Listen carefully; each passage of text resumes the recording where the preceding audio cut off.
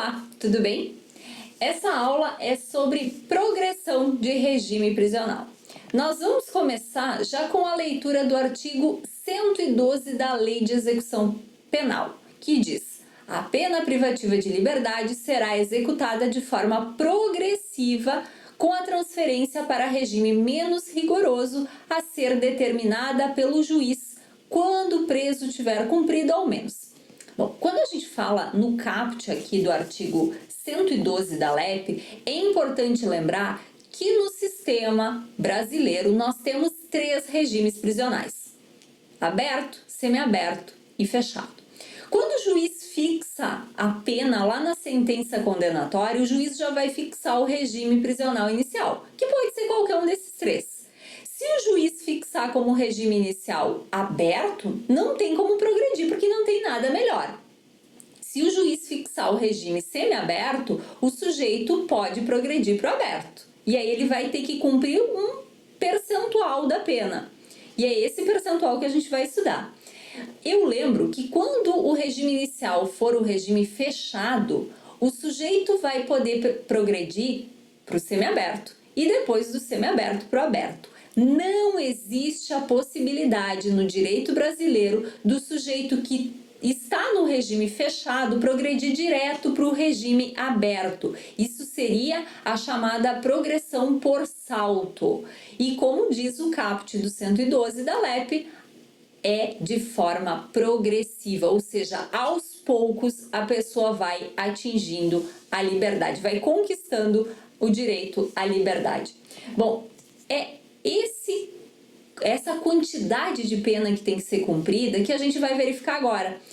E eu lembro, aqui só uma advertência inicial, né? Que para entender o artigo 112 é mais fácil que a gente comece de trás para frente, ou seja, nós vamos começar do inciso 8º para o primeiro e não do primeiro para o 8º. E já vai fazer sentido o porquê disso. Bom, o artigo 112, inciso 8º, diz que é necessário cumprir 70% da pena no regime, no caso aí, no regime fechado, a gente está pensando, né? Se o apenado for reincidente em crime hediondo ou equiparado com resultado morte. Nessa hipótese, né, vedado o livramento condicional. Aqui fica claro que quando o sujeito cometeu um primeiro crime hediondo ou equiparado com o resultado morte e aí comete um segundo fato que também é crime hediondo ou equiparado com o resultado morte, para esse segundo fato, sendo ele reincidente, né? Para esse segundo fato, ele vai ter que cumprir 70% da pena no regime inicial para poder ir para o regime prisional mais benéfico. Segunda hipótese, 60% da pena se o apenado for reincidente na prática de crime hediondo ou equiparado. Notem, falta texto aqui. Por quê? Porque se for um crime hediondo ou equiparado com resultado morte, a gente já viu que o percentual é 70%. Então, do inciso 7º, a gente tem que excluir as situações que envolvem resultado morte. Portanto, é como se o legislador tivesse escrito que vai ser 60% de pena necessária para progredir de regime quando o apenado for reincidente na prática de crime hediondo ou equiparado sem resultado morte. Então, por exemplo, eu cometi um tráfico de drogas e depois eu cometi outro tráfico de drogas. Ou eu cometi tortura sem resultado morte. Inciso 5º-A, que foi acrescentado no finalzinho de 2024, 55% se o apenado for condenado pela prática de feminicídio, se for primário. Aqui também vedado o livramento condicional. Depois, seguimos artigo 6º, inciso 6º, 50% da pena se o apenado for condenado pela prática de crime hediondo ou equiparado com resultado morte, se primário. B. Condenado por exercer o comando individual ou coletivo de organização criminosa para a prática de crime hediondo ou equiparado. E C. Condenado pela prática do crime de milícia. Aqui eu chamo a atenção da linha A. Por quê? Porque a linha A nós temos aí condenado pela prática de crime hediondo equiparado com resultado morte se for primário. Então aqui a gente vai falar se for primário em crime hediondo, porque a gente vai ver que também falta parte do texto e aí a gente vai ter que fazer uma leitura global. Inciso 5º, 40% da pena se o apenado for condenado pela prática de crime hediondo ou equiparado se for primário. Da mesma forma, aqui nós vamos ter que ler se ele for primário em crime hediondo ou equiparado. Esse inciso especificamente, ele foi objeto de ações no STJ e no STF. Logo depois da edição do pacote anticrime, se questionava justamente isso. A pessoa que era reincidente, mas o primeiro crime era um crime comum, não um crime hediondo, falta inciso, não tem percentual para essa pessoa. E por isso, as decisões tanto do STJ quanto do STF foram no sentido de aplicar o que é mais benéfico para o condenado. Ou seja, se o sujeito for reincidente, mas o primeiro crime não é um crime hediondo, a gente vai tratar ele como se primário fosse, porque o legislador não previu hipótese específica para esse sujeito.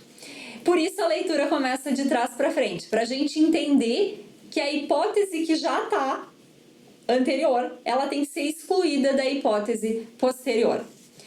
Inciso 4º, 30% da pena se o apenado for reincidente em crime com violência à pessoa ou grave ameaça. Aqui também, inclua uma vírgula, exceto se for crime hediondo, porque crime hediondo a gente viu tem outro percentual. 25% se o apenado for primário e o crime tiver sido cometido com violência à pessoa ou grave ameaça, vírgula, desde que não seja crime hediondo.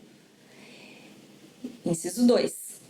20% da pena se o apenado for reincidente em crime cometido sem violência ou grave ameaça. De novo, a gente tem que incluir o texto aqui, desde que não seja crime hediondo ou equiparado. E o melhor percentual, 16%, se o apenado for primário e o crime tiver sido cometido sem violência ou grave ameaça. Aqui uma observação é importante. Esses percentuais, eles surgiram com o pacote anticrime. Então, começou a valer em janeiro de 2020. Antes disso, nós tínhamos frações. 1/6 para crime comum e nos crimes hediondos nós tínhamos outras 2 frações. Essas frações, elas podem ser mais benéficas. E quem cometeu o crime lá atrás, lembre que a lei penal, ela não pode retroagir para prejudicar o sujeito, só para beneficiar. Então, se quando eu cometi o fato criminoso, o percentual de progressão, a fração de progressão era outra, mais benéfica, a gente vai usar a lei antiga. Para crime comum, então, antes de janeiro de 2020, 1/6. E aí as frações específicas para os crimes hediondos. Quando a gente fala em 16%, 16% é um pouco menos do que 1/6. Então, o 16% vai retroagir por ser a lei penal mais benéfica.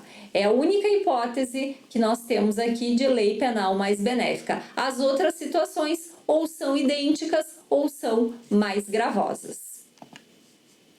Depois nós temos um critério especial que é aplicado para mulher gestante ou mãe ou responsável por criança ou pessoa com deficiência, desde que, primeiro, não tenha cometido o crime com violência ou grave ameaça à pessoa. Segundo, não tenha cometido o crime contra o seu filho ou seu dependente.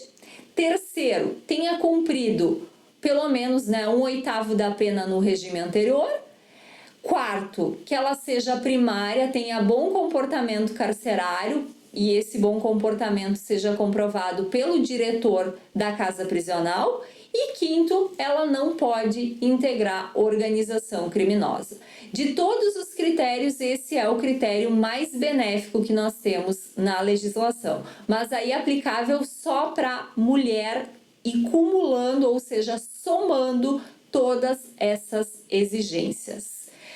Eu lembro que para progressão de regime nós precisamos sim ter o cumprimento desse percentual mínimo, que é o requisito objetivo para a progressão do regime, mas nós precisamos também do chamado requisito subjetivo, que é o bom comportamento carcerário.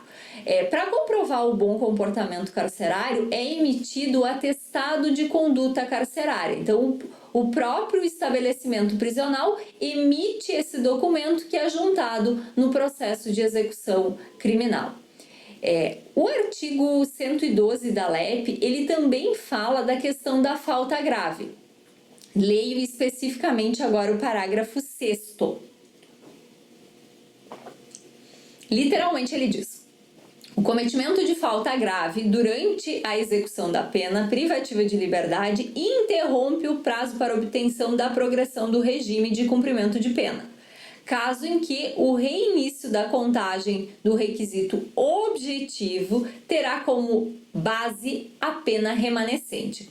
O que está dito nesse parágrafo 6º? Está dito que quando o sujeito comete uma falta grave, comete um novo crime, por exemplo, o período, o prazo que ele tem de contagem aí para progressão de regime, ele vai sofrer um corte, ele vai ser zerado. Então, o que a gente faz? A gente coloca como nova data base a data do cometimento da falta grave. A gente desconta, a gente detrai da pena total essa pena que já foi cumprida, e aí da pena remanescente a gente vai aplicar o percentual que a gente viu. E conta esse percentual da data do cometimento da falta grave. Parágrafo 7º do mesmo artigo. O bom comportamento é readquirido após 1 ano da ocorrência do fato, ou antes, após o cumprimento do requisito temporal exigível para a obtenção do direito. Então, quando nós falamos no cometimento da falta grave, de regra, depois de 1 ano, o sujeito readquire o bom comportamento. Então, é possível a emissão do atestado de conduta carcerária atestando o bom comportamento depois de 1 ano do cometimento da falta.